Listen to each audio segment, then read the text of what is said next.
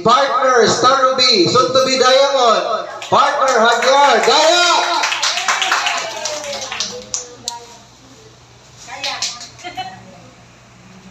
All the way from Big. Yan lang pong natatanging nagawagayway ng Bangsamoro Flag.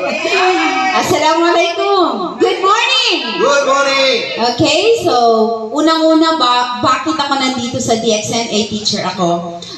Napunta ako dito, estudyante pa lang ako, second year college, dahil sa kapatid ng ating upline.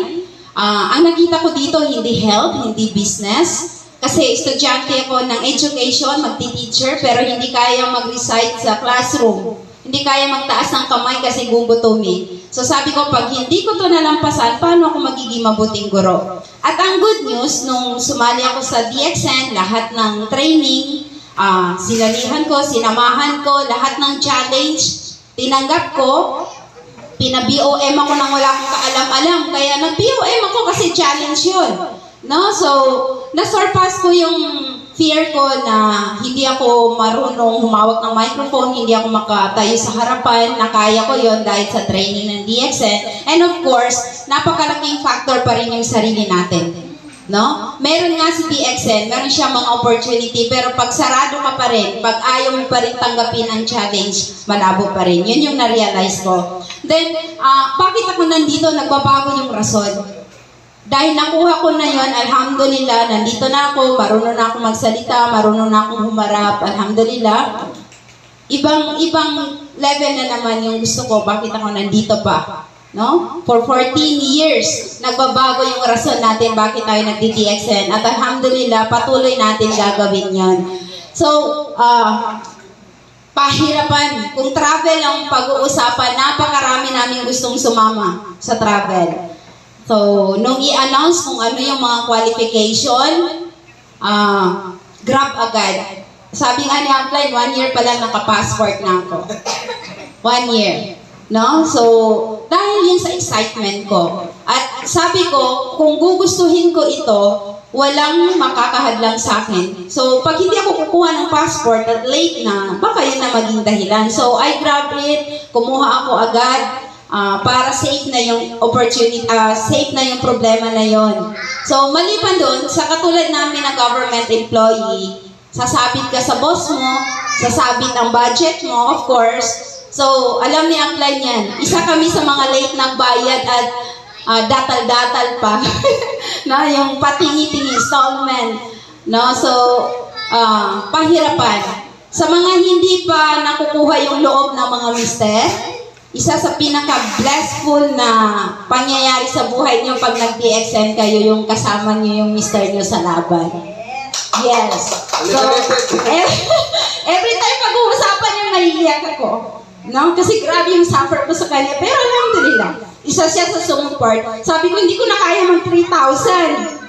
Kasi nga yan yung qualification. Sabi na, hindi, kaya mo yan. Tara, punta tayo doon. Magbagsak tayo ng product to. Mag-deliver tayo lahat para makuha yung 3,000.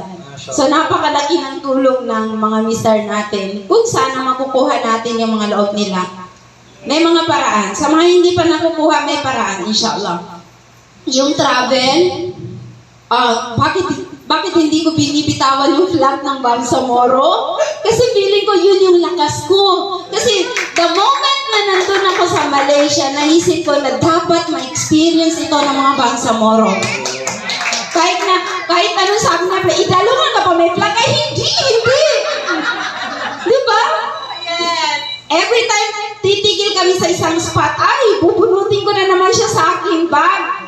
At ipangangalandakan sa mga camera. No? So, feeling burden ako na sabi ko sa sarili ko, Apya Dharma kasi taga Bangsamoro, kahit hindi na na-qualified lahat, at least ako representation, and inshallah, sa abot ng aking makakaya, magiging advocacy ko na tara, bisitahin natin ang Malaysia. So, yun yung pinaka-best moment ko kahit sa flag no? Ang maganda, sa last part, hindi ko alam kung naawa na siya sa akin o talagang natuwa lang siya sa akin. Hiniram yung flag ko. Sabi na ako naman, no? So, best learning ko doon, na sa sarili ko, yung mas lumawak pa yung pananaw ko sa mundo talaga. No? Ma-flash talaga siya. No? So, sabi ko, ang liit lang pala natin. While nasa airplane kami, kami na lang maingay dalawa nagkatabi kami. Sabi ko, hindi pala tayo dapat magmalaki sa sarili natin. Ako bilang professional, tayo or kayo bilang mayayaman. Kasi pag nandun na pala tayo sa taas, tuldok lang pala tayo kahit gaano kalaking building, di ba? Pag ganun ko, ito ang Manila, ito ang Malaysia, ang liit. No? So, napakaraming realization and in fact, habang pauwi tayo, naka-conclude ako, naisip ko na, sabi kasi ni Apply, may future ako na magsulat ng isang libro. So, pag uwi natin, naka-concept ako. Alhamdulillah, sinisimulan ko na siya ngayon. I-share ko sa inyo. So, yun, pinaka-best learning ko doon, hindi para sa sarili ko, pero yung magiging instrument tayo na mga nakapunta doon para mas marami pa tayong magpunta sa mga susunod. Kasi hindi naman yan imposible. Hindi naman limited ang kailangan ni DXN sa Malaysia. Ang kailangan niya marami.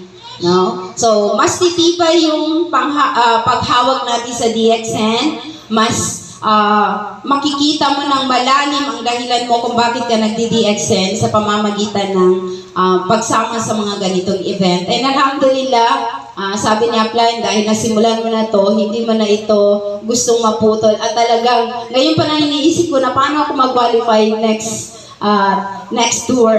So, ginagawa natin ng paraan, inshallah.